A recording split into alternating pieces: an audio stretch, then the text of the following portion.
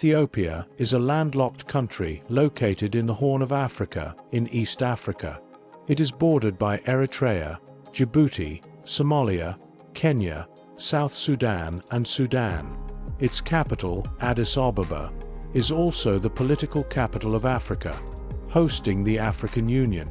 Ethiopia's geography is strikingly diverse. It has high mountain plateaus, deep rift valleys, fertile lowlands and volcanic landscapes.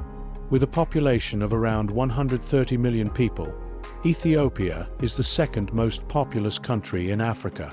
Its economy is one of the fastest growing in the region, driven mainly by agriculture, services and state-led infrastructure projects. Ethiopia has now begun construction of what it calls Africa's biggest airport. In January 2026, construction officially began on the Bishoftu International Airport, located about 40 kilometers southeast of Addis Ababa. When completed, this airport is expected to handle up to 110 million passengers every year, making it the largest airport on the continent by capacity. For comparison, Cairo International Airport is currently Africa's busiest and handles a fraction of that number. Right now, Ethiopia's main international gateway is Addis Ababa Bole International Airport. But Bole is rapidly reaching its limits.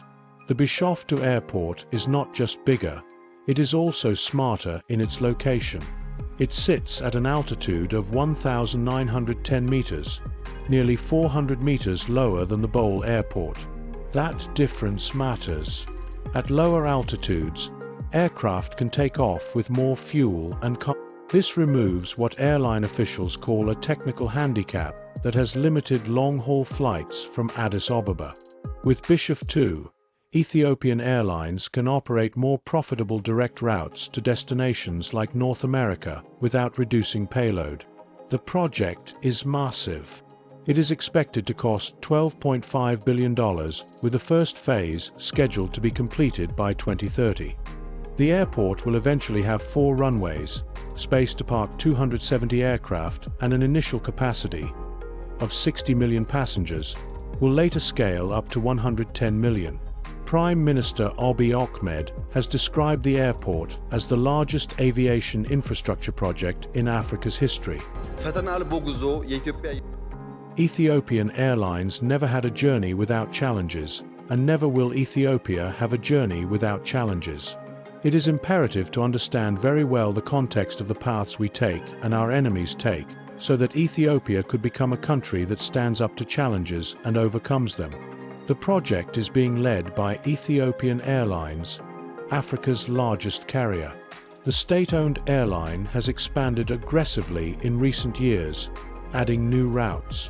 Ethiopian Airlines will fund about 30% of the airport's cost, while the rest will come from international lenders. So far, about $6 billion has already been secured. We have submitted the feasibility study of the project to these potential financiers, and many of them have expressed interest to participate, and they have started their due diligence. So far, about $6 billion has been pledged, but we expect that it will increase. Financing interest has come from across the world, from the African Development Bank to lenders in West Asia, China, Europe, and the United States. Various financiers from Middle East, China, Europe, and the US have been involved. We have submitted the feasibility study of the project to these potential financiers, and many of them have expressed interest to participate, and they have started their due diligence. So far, about $6 billion have been pledged, but we expect that it will increase. Interest has come from across the world, from the African Development Bank to lenders in West Asia, China, Europe, and the United States. Various financiers from Middle East, China, Europe, and the US have been involved. Put all these as a pool and access it from there. What I want to emphasize on this is that Ethiopian Airlines invested $610 million on this initial construction. The airline will avail this from its coffers within 1 year. For Ethiopia, the airport is not just about travel. The aim is to turn Ethiopia into a major global transit hub, rivaling places like Dubai and London Heathrow and redirecting travel flows through East Africa instead of West Asia or Europe. But these ambitions exist alongside serious challenges. Ethiopia is landlocked, and that remains one of its biggest economic constraints. More than 95% of Ethiopia's trade passes through the Djibouti's port, costing the country up to $2 billion every year in port fees and logistics. This dependence is why Ethiopia is desperate for access to the Red Sea.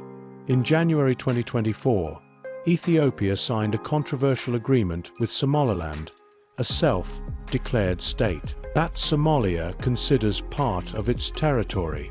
The deal would give Ethiopia a 50-year lease on a stretch of coastline near the port of Berbera, potentially allowing a naval base and commercial access to the sea. But the agreement triggered a diplomatic storm. Somalia declared it illegal and ratified international opposition. Regional powers like Egypt and Turkey were drawn into the dispute, each with strategic interests in the Red Sea, which is one of the world's most important maritime corridors. This broader geopolitical struggle explains why Ethiopia is investing so heavily in infrastructure. The Bishoftu airport joins another megaproject of Ethiopia, and that is the Grand Ethiopian Renaissance Dam. September 2025, Ethiopia inaugurated the continent's largest hydroelectric project on the Blue Nile. The dam is enormous. It is 170 meters tall, nearly 2 kilometers long, and designed to generate 5,150 megawatts of electricity, more than double Ethiopia's current power capacity. Yet nearly 45% of Ethiopians still lack access to electricity, and frequent blackouts disrupt daily life and business. For Ethiopia, GERD is a symbol of national pride and economic transformation. It promises industrial growth, regional power exports, and energy security. But for Egypt, which depends on the Nile for 97% of its water, the dam is seen as an existential threat. Egyptian leaders argue that any reduction in Nile flow could destabilize their country socially and economically. Although engineers say the dam does not consume water and only regulates its flow, the issue remains deeply political. Analysts say GERD is as much about power and national security as it is about water.